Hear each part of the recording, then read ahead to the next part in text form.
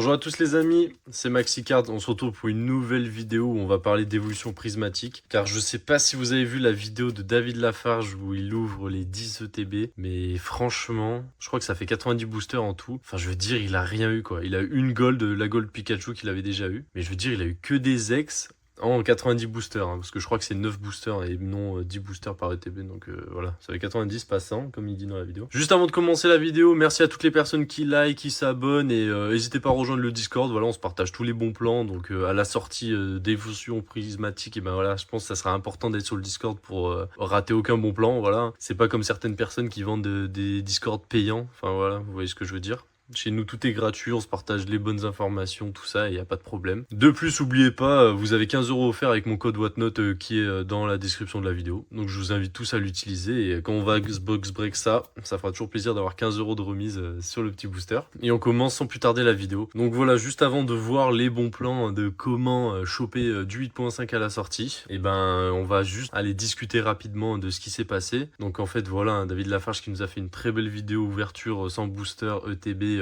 évolution prismatique, donc voilà, qui nous fait l'ouverture une semaine à l'avance quand personne peut en avoir, enfin personne, voilà, entre guillemets, il y a plein de gens qui ont réussi à en choper.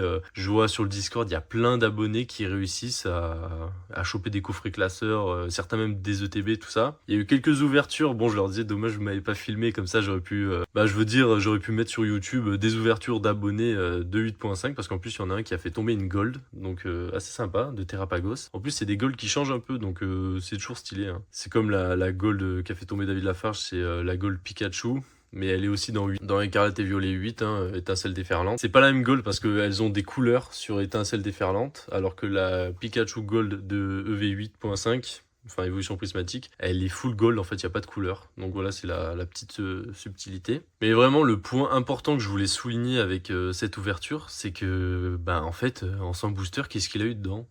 Il a eu une carte gold. Allez, il a eu 2 ou 3 Master Ball et encore une dizaine de Pokéball. Bon, peut-être une dizaine, j'exagère, mais 15-20 sûrement. Et des ex, 2 ou 3 full art. Enfin, je veux dire, là, on parle, même s'il a pris magasin, on va dire, c'est 70 € le TB, ça fait du 700 €. En 700 €, il a eu une carte gold. Enfin, je veux dire, ça va être quoi les prix des cartes? Donc là, le Noctali alternatif qui est tombé, ça veut dire quoi? En loose, elle vaut 2000 € en fait. Voilà, hein, c'est ça, elle vaut 2000 €. En PSA 10, ça va valoir 4000 €. Je veux dire, on arrive sur des prix qui sont complètement insensés et qui dépassent l'entendement, hein. Donc, je sais pas si à la sortie, on aura beaucoup plus de taux de drop dans les items, parce que si ça continue comme ça, de 1, ça servira à rien d'ouvrir parce que vous êtes sûr de rien avoir. Et de 2, si tout le monde garde scellé, au final, la série, elle a plus aucun sens en fait. Enfin voilà, je veux dire, c'est quand même dramatique, hein. Mais sinon, pour en revenir au sujet de la vidéo qui est comment ne pas louper le coche, hein, j'ai envie de dire, comment trouver du 8.5. Donc, ce qu'il faut retenir, les amis, c'est que la sortie, c'est le 17 janvier, donc la sortie officielle, hein. J'ai contacté Cultura, enfin différents magasins de la région, là, et ils m'ont tous dit, enfin, pour la plupart, quand ils me disent oui, on n'a rien reçu, alors que je sais très bien qu'ils ont déjà vendu sous le manteau. Mais bref, pour les magasins qui respectent les règles, je vous invite à tous contacter les Cultura, les Fnac, King Jouet Club, enfin vraiment tous les magasins où on peut trouver du Pokémon, et vous leur demandez comment ça se passe pour la sortie d'évolution prismatique, tout ça. Donc voilà, moi je sais que autour de chez moi, ce qui va se passer, c'est que à 9 h du matin, devant Cultura, faudra faire la queue. Et ça sera un item par personne. Ça, c'est le moyen le plus fiable et le plus sûr pour se procurer, hein, que ce soit des coffrets tripack, des coffrets classeurs, ou les coffrets...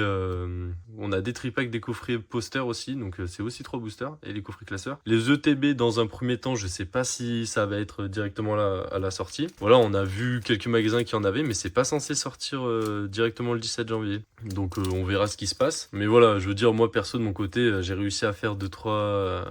Enfin, j'allais dire une précommande à quelqu'un de fiable avec qui je commande depuis très longtemps des produits Pokémon. Mais je veux dire, vous me retrouvez devant les magasins à 9h du matin pour faire la queue et pour essayer d'avoir...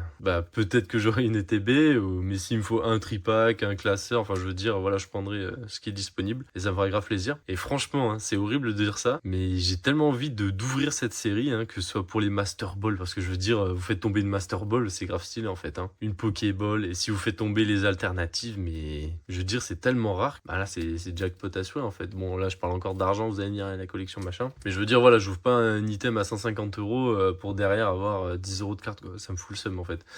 Donc je pense que je suis pas le seul dans le domaine. J'aurais kiffé faire le master set de cette série, mais je veux dire, il faut aligner combien parce que là, j'allais dire 10 000 euros. Mais avec 10 000 euros, en fait, je pense que ça va même pas suffire. Là, il faut aligner 30-40 000 euros, hein, j'ai l'impression. Enfin, je veux dire, si le prix, si les cartes alternatives sont si compliquées que ça à faire tomber, et qu'il y en a, je crois qu'il y en a 32, enfin, il me semble. Vous imaginez, 32 alternatives, en 100 boosters, il n'y en a pas une qui tombe. Ça fait du 700 euros là. En 700 euros, il n'y en a même pas une qui est tombée. Donc, c'est-à-dire, le prix moyen, ça va être quoi des cartes? Enfin, je veux dire, c'est complètement insensé. Sachant qu'il faut le Master Set Master Ball. Il faut prendre en compte que la Master Ball Noctali sera sûrement plus rare que l'alternative de Noctali. Hein. Enfin, je parle pour toutes les alternatives des évolutions, du coup. Hein. Parce que voilà, un Master Ball de toutes les cartes, si on est sur du 300 euros par Master Ball.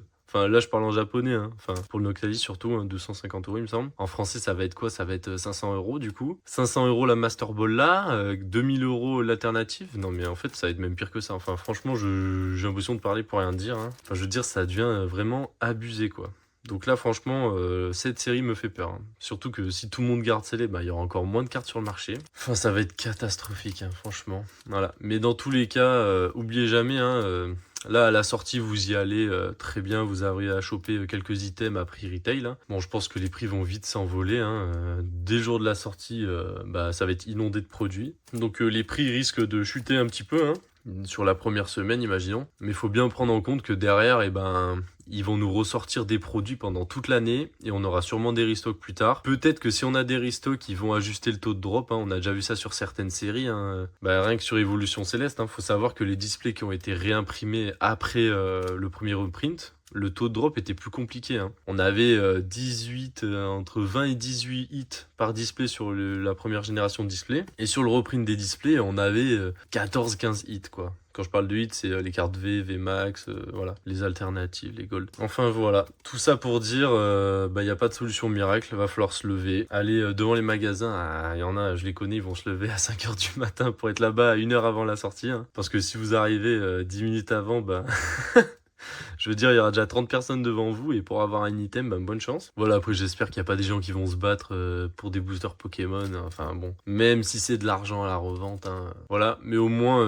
ce qui serait bien, c'est que les magasins évitent qu'il y ait un mec qui arrive et qui prenne tout le stock et que les autres personnes n'aient plus rien pour eux, quoi. Ça, franchement, ça foutrait vraiment le seum. Mais pour moi, la vraie stratégie à adopter, c'est vraiment on y va tranquille, on essaie de choper devant la sortie Day One et après, franchement, ça sert à rien d'acheter 3 ou 4 fois le prix de l'item. Certes, moi je pense que c'est une série qui a de l'avenir, du potentiel. Mais voilà, si la série en vient à être imprimée de malade mental l'année suivante, je veux dire, ça va être dramatique pour ceux qui ont mis 3 ou 4 fois le prix dans les produits, en fait. Après, voilà, chacun ses problèmes. Mais voilà, moi, je sais que je vais adopter cette stratégie, je vais y aller tranquille. Et si j'ai l'occasion d'en réavoir, même dans un an, à meilleur prix, à prix retail, hein, moi, maintenant, de toute façon, je vise que le prix retail. Même si, sur le long terme, je veux dire, ces displays, je les ai payés un peu plus cher, mais au final, voilà, je veux dire...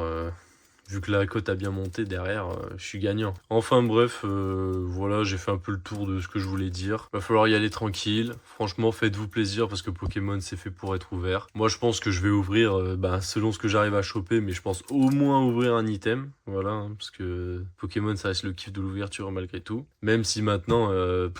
en fait, quand je veux ouvrir un truc, je me dis, non, je peux pas ouvrir ça parce qu'en fait, ça coûte super cher, quoi. C'est un peu con, quoi. Rien que la dernière fois, j'ai ouvert un coffret célébration avec mon cousin quand il est venu. En fait, oui, je l'avais eu à bon prix, mais derrière, je me dis, ok, c'est 70 euros maintenant le coffret. Donc en fait, quand j'ouvre, je me dis, putain, je l'ai payé 70 balles. Parce que si je le revends, je récupère 70 euros. Enfin bref, c'est pas le sujet tout de suite. Mais voilà, quoi. Merci à tous de m'avoir écouté, en tout cas, et bonne chance à tous pour le 17 janvier. Hein.